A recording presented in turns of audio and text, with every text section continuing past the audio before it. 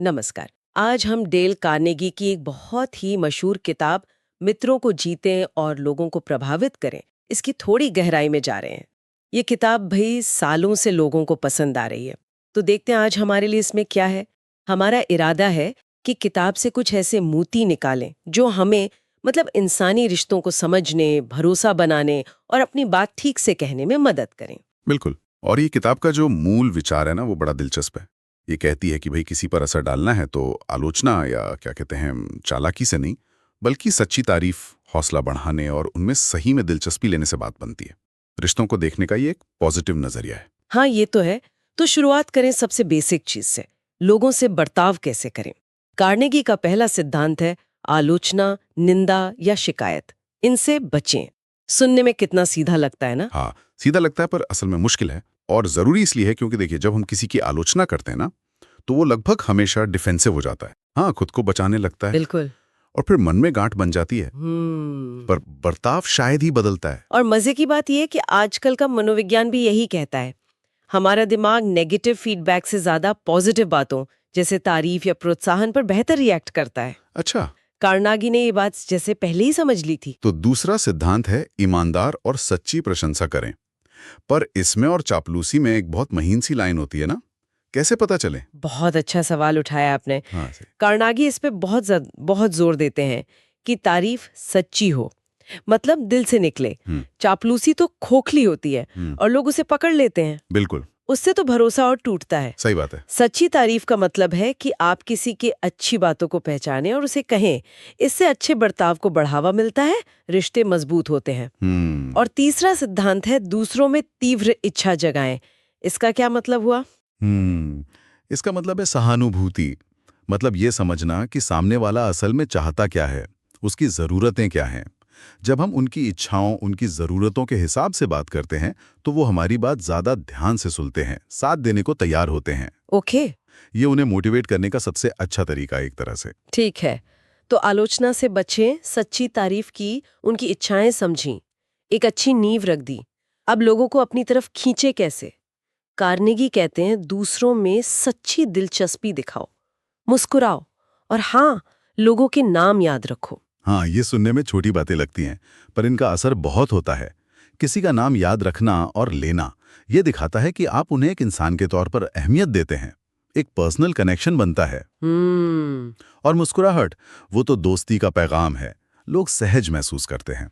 और सच्ची दिलचस्पी, जब कोई हमारे बारे में, हमारे काम के बारे में पूछता है तो अच्छा लगता है ना हमें।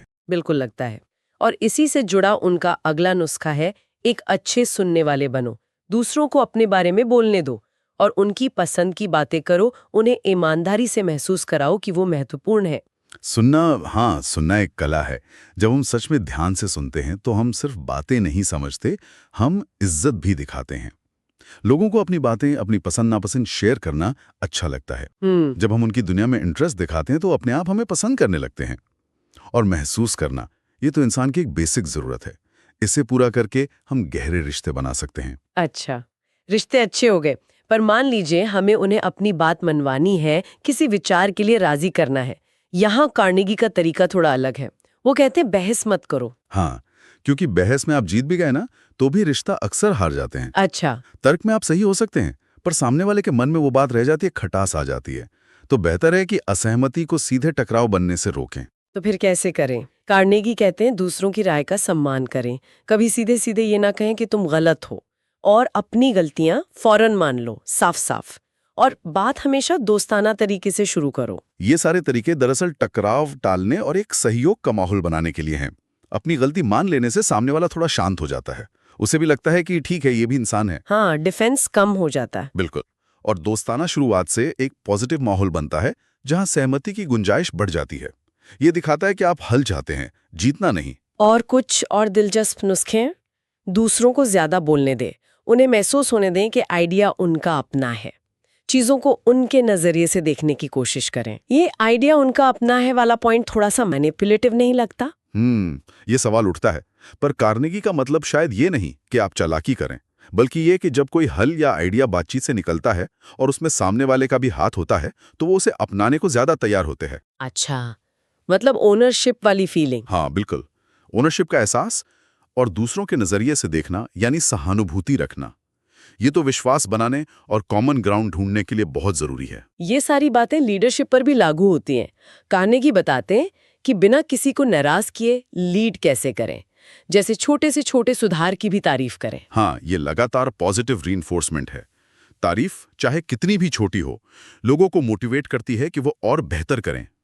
उनके अच्छे काम को पहचान मिलती है। और ये भी कि दूसरों की आलोचना करने से पहले अपनी गलतियों की बात करें, सीधे हुक्म देने के बजाय सवाल पूछें, और सबसे जरूरी दूसरों को शर्मिंदगी से बचाएं, जिसे कहते हैं सेव फेस करने दें। ये विनम्रता और सम्मान दिखाने का तरीका है।